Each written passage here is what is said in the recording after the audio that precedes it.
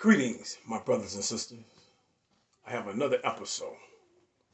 This time, this episode is based on San Quentin Prison, and it's based on North Yard, and it's the hole. And when they moved me in there, I just came from Soledad, and the first person that got in contact with me was my homeboy, Joe Valentine. He shot me a kike and gave me a warning about walking close to the bars, because that's the same way the sergeant got killed. A spear came out the bars and hit him between the chest, and he perished.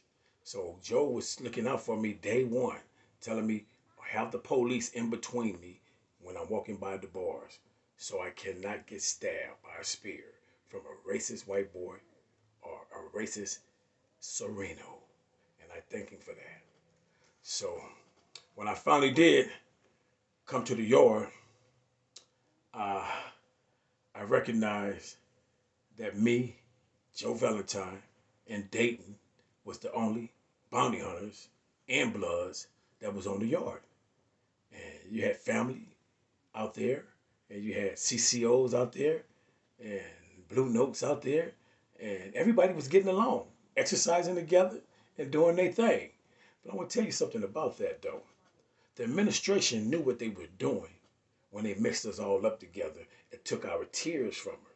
They knew that some way, somehow, to keep the focus off of them, they got to let us entwine with each other, because something's going to always come up, and they always behind it. You know what I'm saying? And they would pass a note knowing that it might say somebody getting ready to get moved on. If they don't care about that person, they don't, man, they gonna instigate, man, because they don't want no problem, especially after that sergeant got killed. So it's called divide and conquer, and they did a pretty good job of that. And I just want to let you know this much, that it wasn't CCO or Blue Nose, no Crip organization, that had anything to do with that 187 on the sergeant. Yes, the white racist sergeant that got speared, a freedom fighter is on death row behind that. Yes, a black freedom fighter. And everybody know that, you know? So I don't understand why people don't want to give these brothers their props when it's due. They stepped up for the Keyways, for the Crips, you know? But I can see people seem like they are so ungrateful, man. I mean, is it that much hate to where you can't even tell the truth about who really put it down? Like real freedom fighters? You can't take credit from everybody else's dealings. Take your own credit, my brothers, for real. Now, I want to say this right here. Once I hit the yard, Big Bobby Johnson, he was in the cell right next to me, and TD from Harlem Crip, original Harlem Crip. They befriended me, Joe Valentine, and my homeboy Dayton. We were super cool with them. We was the only ones that was claiming and wearing red on the yard with all the Crips, Vanguards, CCOs, JAMA.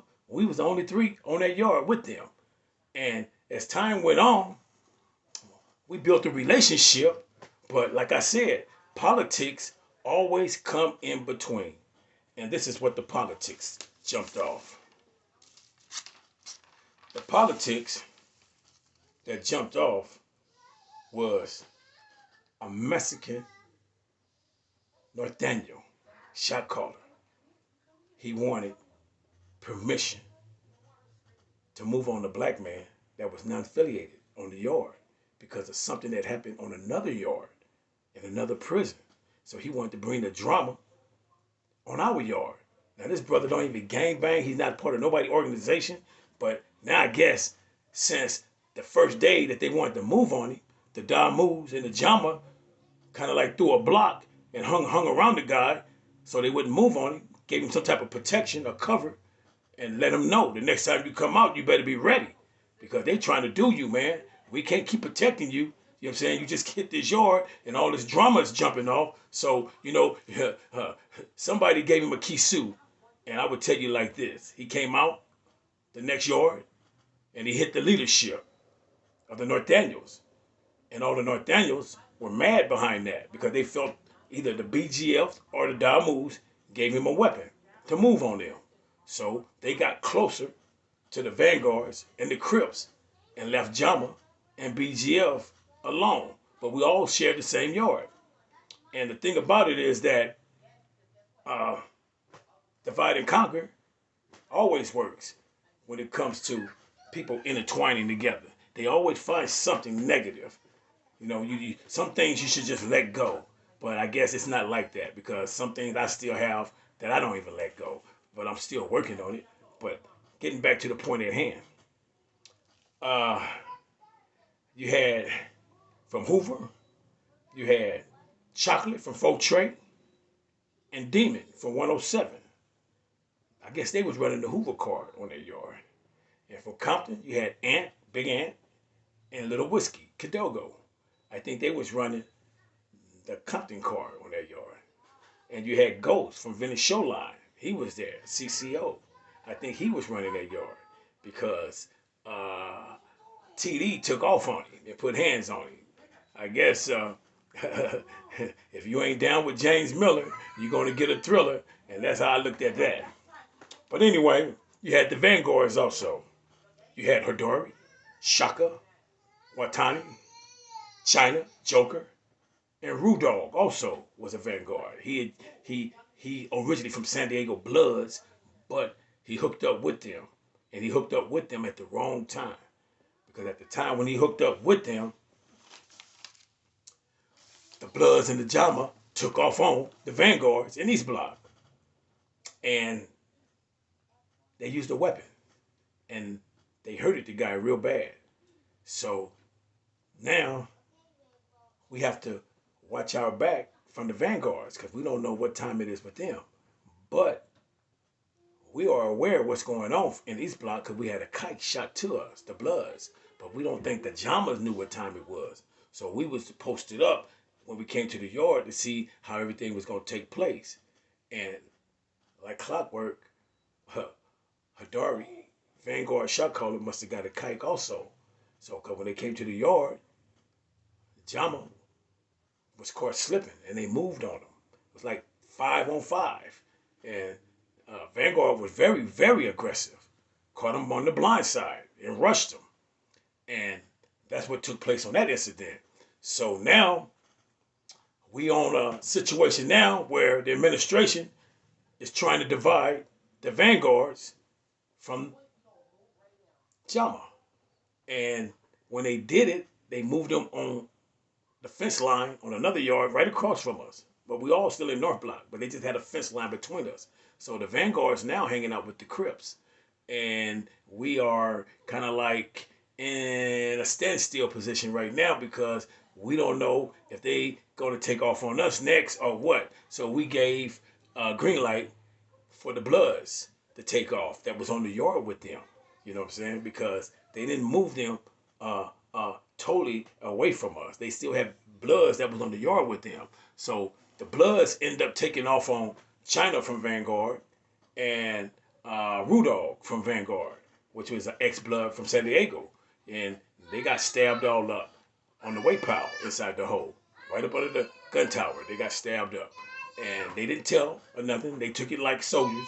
And it was real soldierism. That's what I call soldierism. When you can dish it out, but you can also take it too.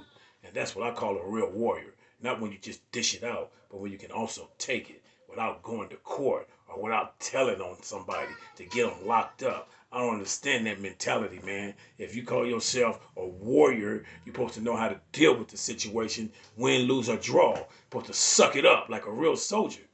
And that's how I look at the situation. I don't care if it's Jama, I don't care if it's Vanguard, I don't care if it's a Blood or Crip. The bottom line is, if you become a victim, keep your mouth shut. Even on your dying bed, keep your mouth shut and be a soldier. Die like a soldier, because you're living like one. Okay, here we go.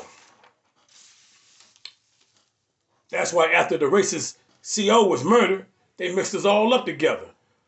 So we can focus on each other and not on them. Anyway,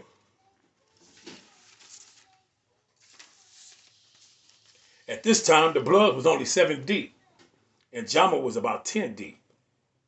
You had Big G2, you had Seafire, Bador, Suja, Ifuma, and Tafuto, just to name a few. Real soldiers. I salute them. They kept it 100. You know what I'm saying? They tried to keep the peace. For real, I seen how they tried to keep the peace. Because when the Crips threw a block, when the Jama tried to get back on the Vanguard, the Crips threw a block and wouldn't let Jama, that was on that yard, that creeped over there, to try to get they get back, they checked him. You know what I'm saying? It's a guy named Gaidi from Oakland. He was very upset behind that. He was also in Tracy with me. And even Big Bob was in Tracy with me. So I kind of feel they probably knew each other anyway. But it was a standoff, and Jama was disappointed, but they let it go anyway because the Bloods is the one that got back at him on the weight pile. You know what I'm saying? And I know for a fact that it was not personal. It was not personal. It was politics. You have to understand, politics is going to be politics. And you can't get away from politics. And I would actually say this again. I understand the politics. And I survived the politics. Because I know about bloodlines and UBNs. I know about how people would rank and the number 2 man want to take down the number 1 man so he can call shots. That happened to one of my homeboy named Bird. Yeah, Bird was right under Reno, and he ended up getting stabbed by another bloodline that was second in command. And when that happened, all the bounty hunters, we came like together like Hoovers. You know what I'm saying? We started doing our own program. But the Damus who respected us understood that. So you had some that didn't care about us claiming bounty hunters and still were bloodlines and still treated us like we was comrades. But they knew there wasn't nothing coming between this bounty hunter thing because we already had one of our soldiers that got hit over some politics. And we were very disappointed behind that. And I would actually say this, you know, all your comrades are not your comrades. And I want to leave you with that. But we're going to go further down the rabbit hole on this. And I'm going to let you know exactly how deep this goes. And also, the brother named Slow Drag who perished in that. I don't understand why they wanted to have a meeting with the Mexican Mafia in the middle of a war. I don't, that peace treaty, man, it's real shaky, man, because how do you know they coming out to make peace with you? And that's the downfall when it comes to messing with the Mexican Mafia. They got more game than Mattel's. You know what I'm saying? So I kind of like just feel blessed that I wasn't there at the time it happened.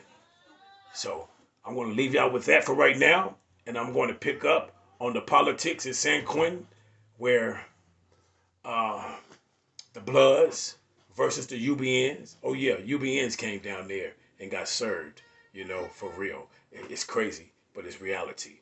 And I'm going to salute Joe Valentine for staying true to the game. And I love you like a brother. God bless you. Black power to all my brothers and sisters. And God bless you. Amen.